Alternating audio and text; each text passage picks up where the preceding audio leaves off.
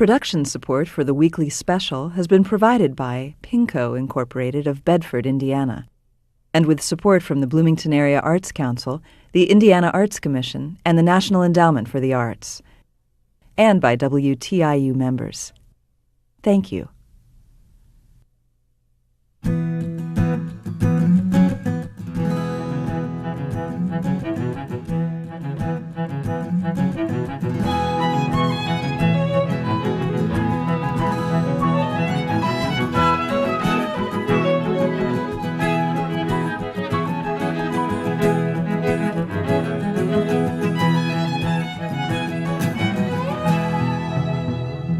Hi, I'm Ann Shea. And I'm Chuck Carney. Thanks for joining us in the diner for the weekly special. Believe it or not, we have weightlifting harpists and Volkswagen drag racing on tonight's show. Yes, both of them. It's an interesting show. Let's go over to Ann for more. Thanks, Chuck. Let's take a look at the menu board. A look at the possibility of a third-party candidate in Indiana and why it's so difficult to run outside the two-party system in our country. Bedford native Edward Hutton talks to Chuck about his role in post-World War II Germany. Weightlifting harpists, that's right. Meet 3 young women who are talented harpists and also award-winning powerlifters. And it's drag racing of a different sort in Terre Haute, Volkswagen drag racing. Well, over the last 14 years, there have been signs of third-party life in the United States. The 19% showing by Ross Perot in the 1992 presidential election eventually resulted in the Reform Party. Of course, Ralph Nader's made some noise as a Green Party candidate in the last 2 elections. But on a local and state level, the 3 is still a crowd. A man from Brown County thinks the stacked system's done him in, while some Lawrence County activists are trying to change local politics. Still, some say any party outside of the Democrats and Republicans is likely to be short-lived. I go from here to Indianapolis today to the election division, and I will turn this form in. On the last day of last month, the Green Party's Secretary of State candidate for Indiana knew the time had come. After spending months organizing a grassroots effort to put his name on the statewide ballot, Nashville's Bill Stant is putting his name on a form announcing his intention to become a write-in candidate. We're not giving up. Whether we get a ballot line or not, whether my name is on the ballot this fall or not, I will run as a write-in, and we will run candidates either for local or state or both offices, depending upon what the members of the Green Party choose. Stant says the reason is because the state makes it very difficult for a third-party candidate to make the ballot.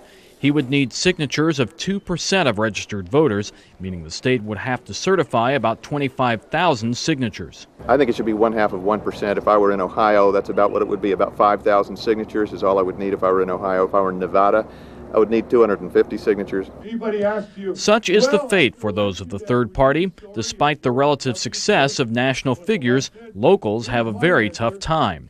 One political expert cites the statement of a failed third-party candidate for U.S. Senate in Indiana. Third parties are like a bee. You sting and then you die. I think that many third-party activists feel like that in the sense that once they've made a difference, once they have gotten to be heard of, once voters have looked at them, then in a system that's dominated by 2 parties, there is a clear advantage for one or the other of the 2 major parties to swoop in, grab that issue, and that's the end of the third party. And the dominance of the Democrats and Republicans means they get to set the rules. Once, the ballot access rule was 1/2 of 1% here, but when a party reached that several years ago, the legislature upped it to 2%. Even the office it's tied to is obscure. Stant's run for Secretary of State is primarily because that's the office ballot access for a party is measured by. That's kind of a generic measure of party strength because most people don't have a clue who's running for Secretary of State. Despite the odds, here's the new Libertarian Party of Lawrence County. These 2 members formed the first meeting and filed paperwork a couple weeks ago. It's just a party that I've always been a part of, and I just really felt a need to start the Libertarian Party in Lawrence County, and I found a second person in Terry, and he said, let's go for it, and we did, and we established it June 30th of this year. The pair say around 15 county residents voted Libertarian in the last election, so the party membership rolls should expand. But they're realistic regarding the odds of building name recognition. One problem as a Libertarian, you always run into the thing, well, if I vote for a Libertarian, I'm going to waste my vote because you can't get elected. If that were true, everyone who voted for a non-winning candidate wasted their vote, and I can't see that people really believe that, but they're just, new things are hard to get pushed through or get people to actually realize it's possible to do something different. Still, Bacon and Miller are forging on, taking with them a message. Lawrence County taxes are too high and government is too large. If history's a guide, some other party will pick up the message and run with it.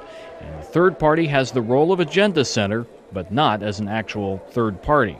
It's an important, brief role, and it's inevitably going to be brief. Now, it will be a few weeks before Stant's bid to get on the statewide ballot is officially done. The state must review the signatures and certify them. He's going ahead with his write-in campaign. And it's just incredibly difficult from state to state to do this, even if, like the Green Party, you have a pretty strong national organization. Every state's different, of course, because the state election laws are different from state to state. So difficult. Yep, there's no uniform rule. Well, with county fairs in full force this next couple of weeks, there are lots of unusual events and competitions going on. But this one outside the fair circle may take the cake. A little later in the show, we'll show you some daring drag racing in Volkswagens. These souped-up bugs, they're the real deal. Find out how fast these little cars can go in just a few minutes. Well, Bedford native Edward Hutton is a genuine business success story. He says that after growing up on a Lawrence County farm, he took an IU master's degree and turned it into business success. He's the chairman of ChemEd Corporation, best known as the company behind the Roto-Rooter plumbing and drain service. He also chairs Omnicare Pharmaceutical. Because of that success, he gave $9 million to fund the International Experiences program at Indiana University 3 years ago. He says it's his own international experience that is the cause of his success. We spoke to him about what he calls his life-changing event after leaving IU. It's nearly a full year after the D-Day invasion, and the Third Reich is finished. In May 1945, the destruction of Hitler's Germany is complete. These are 8mm films shot by former IU President and Chancellor Herman Wells. He spent time in post-war Europe assisting U.S. efforts to implement the Marshall Plan. He got a call to join the staff of General Lucius Clay, the Army's man controlling post-war operations in Berlin. About the same time, a just-graduated IU master's student from Bedford received his draft notice in the mail, but on the same day arrived something else. I got a telegram from the Pentagon. Would you like to go to Berlin and volunteer to join General Clay's staff? We'll give you 10 days to think about it. Hutton quickly met with the head of the local draft board and signed on to go to Berlin. His job in the jumbled mess of a Germany laid waste by war established trade from Germany to other countries. He says nobody there had much idea of how to start, and very few jobs were well defined in those chaotic days. And I took the job in foreign trade only because it sounded glamorous to a farm boy from Bedford, Indiana, you know. I wanted to go into politics someday, and I thought some overseas service might be good, even though the war just ended.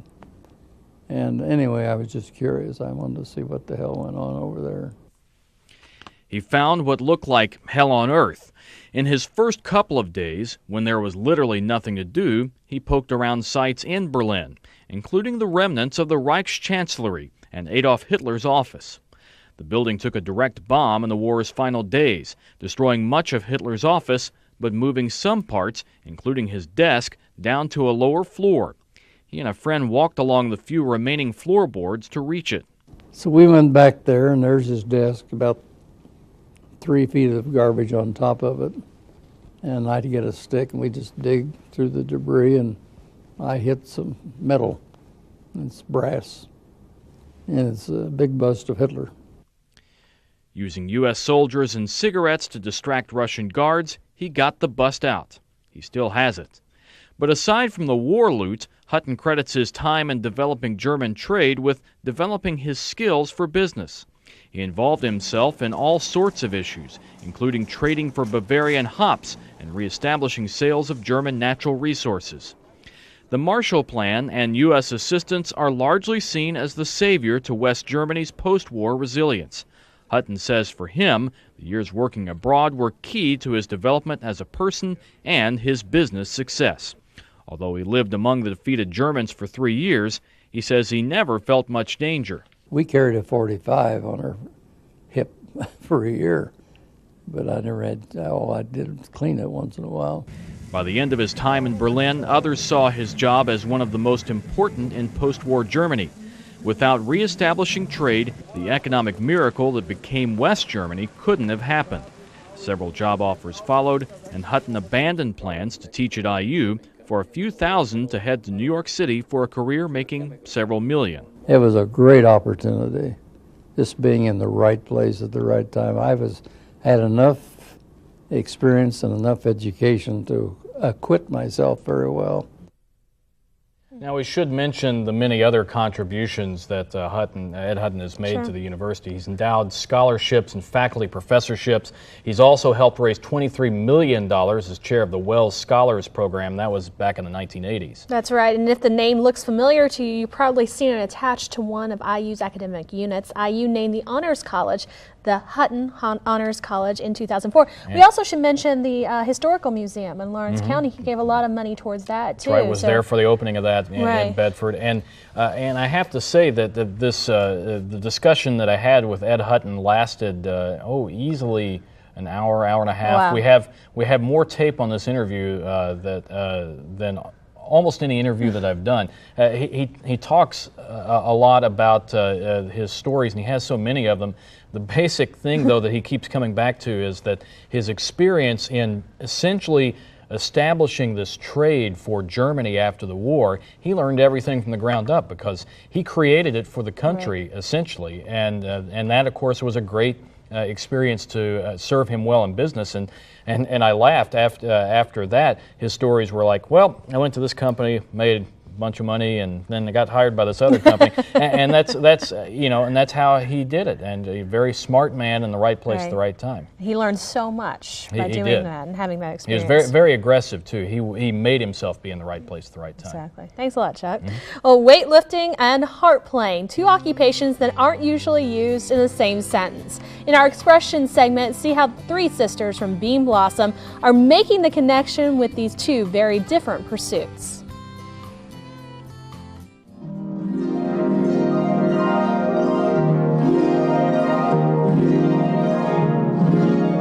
Meet the Biddles, Abby 18, Sarah 14, and on the end, that's Hannah 15. That's right, a whole family of harpists. For the past few years, they've traveled from Bean Blossom to Bloomington to study at the Jacobs School of Music. And if you think they look at home here, you should see them in the gym.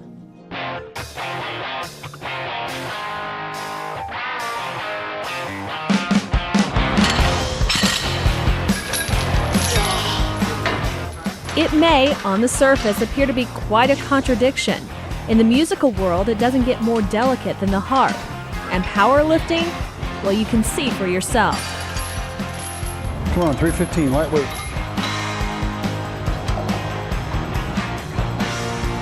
Head up, reach. Boom. But for the Biddles, it's perfectly natural. Good, Hannah. They definitely go together, I think.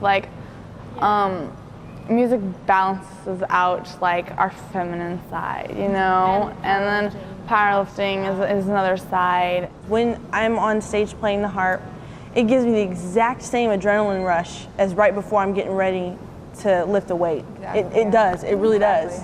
On the surface, it looks like it's a varied discipline, and sometimes you look at the groups of participants, they're a night and day difference, but we have, the same discipline as far as, do you want to excel at this? Do you want to become the best? There are certain things you have to do. And the path to these pursuits is quite similar as well. Hannah and Sarah followed Abby musically after her frustrations with the piano led her to the harp. And the weight training? It's in the family. My mom and my dad all did weightlifting when they were in high school and in college. I always saw my dad working out at the Y, and I was just like, that looks really fun. And he sort of got me into it at first. I didn't voluntarily go into it. It may have taken some persuasion at first, but the Biddles haven't looked back since. For the last few years, the girls have dominated the powerlifting circuit. These are just a few of the awards they've won. And with Dad pulling double duty as coach, their success has become almost second nature. Good. Most people will think that because he's our dad, he's not as tough as he should be as a coach. He's tougher. But he's tougher because he's our dad. He knows he can push us farther than what a normal coach would know. Reach. Do one more. Do one more. Come on. Come on. Boom. Rack. Thank you. Give Abby your belt. Woo!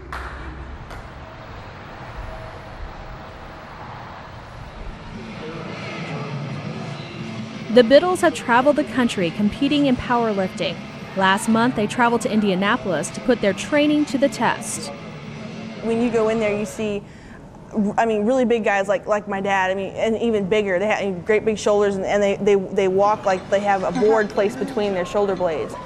It can get intimidating though at some points because there are a lot of things in the sport that, like a lot of the guys, some of them think women shouldn't be there, but that's what we have to do. Like, we have to prove to them that that we can be just as strong as they are, which is fun. Segway, Hannah Biddle, Abigail Biddle on deck. Although competitive powerlifting consists of a handful of federations, the meets themselves are similar. Usually with the same three events: bench press, deadlift, and squat. Lifters choose a starting weight and progress from there. I most of the time get nervous, and I normally kind of like start a little light on the weight, and then I'll go for like my big heavy goals at the very end. So at the very end, I normally just use all my strength and get the highest weight I can. Sarah may have started out nervous, but she ended the day with a huge pull in the deadlift.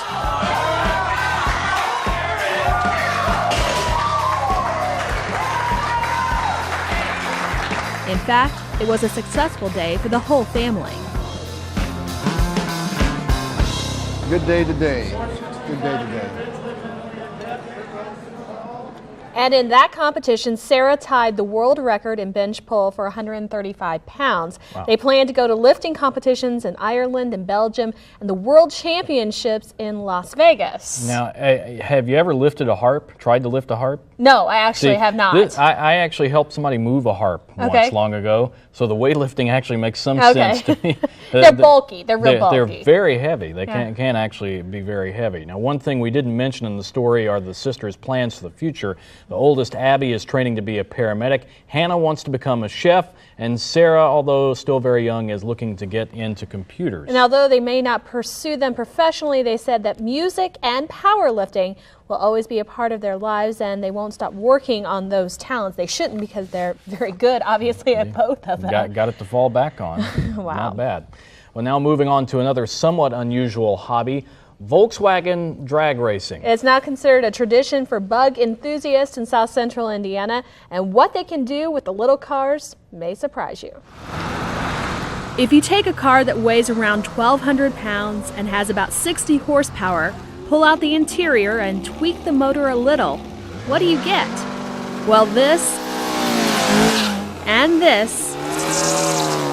and a whole lot of this.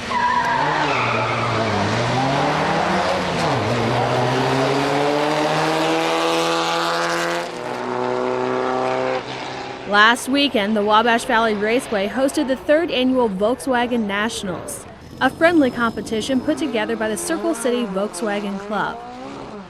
These vehicles may look very different from one another, but there is a common thread. They're all powered by what was, more or less, the motor that came out of the factory. Well, they compete in different classes, and it's all about how fast you can go. And you have, what we call normally aspirated motors, which are just carbureted motors that everyone's grown up with. Then you have the turbo motors, and they compete in the 3 different classes, and it's based on how fast you can go. And because it's bracket racing, it's more about racing yourself than the guy next to you.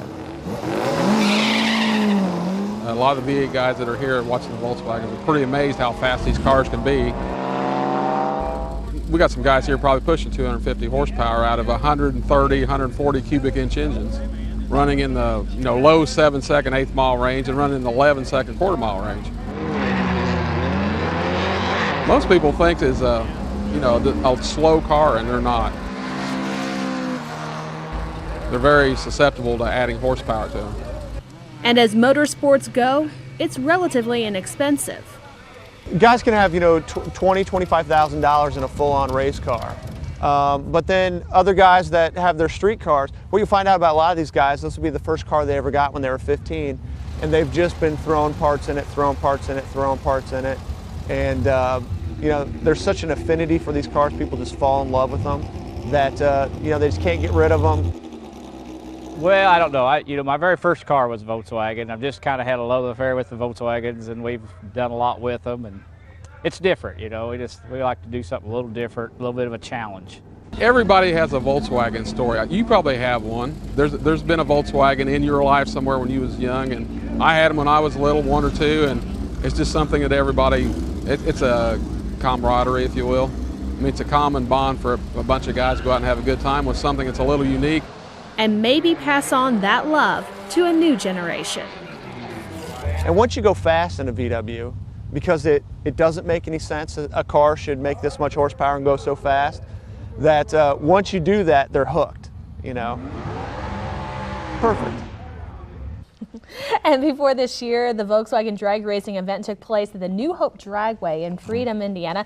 And one thing that's interesting, these participants, they do not like the term slug bug. Slug bug. Slug bug, and there's a game, slug bug, in case you didn't know this. And this is... Okay, you see, if you're driving down the road, you see a Volkswagen go by, you go yellow slug bug, and then everybody starts slugging each other. This is a way to abuse younger siblings. That's exactly right. Okay. Apparently it is. I get it. So, and everybody has the Volkswagen story. Yeah, like you have said. one. Yeah, my parents had. It was their second car. It was a little Volkswagen. It was an old one, and you could actually see the road going by underneath you. I sat as a little girl watching, and through a little hole, the road going by. That seems to be a feature of the older VWs. I remember that same thing from a car VW when I was a kid. Yeah. And so. I don't know, it was the Fred Flintstone added feature That's there. exactly right. Well, on the next weekly special, we introduce you to a Terre Haute girl who's battled a serious disease her whole life. Learn how a horse ranch in Brown County helped her in rehabilitation.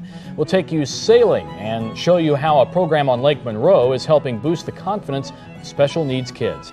And find out what a traditional Irish music session is and how it involves the entire audience. It's going to be good. My Irish heritage cannot wait Mine to too. see that story. And also on next week's show, we'll take you for a ride with the American Barnstormers Tour. The tour recreates the golden early days of aviation. The planes will have the 2006 Indiana Air Parade from Fort Wayne to the Bloomington Airport next Tuesday morning between 9 and 11 a.m., weather permitting. And you can take a look at the planes there and, of course, watch the weekly special next week for a look at the tour. That's going to be really fun. Looks pretty amazing. Well, thank you for joining us for another edition of the Weekly Special. We leave you tonight with some gorgeous shots of hot air balloons from Vencel and Oliver Winery landing near Curry Pike in Bloomington. Have a great weekend.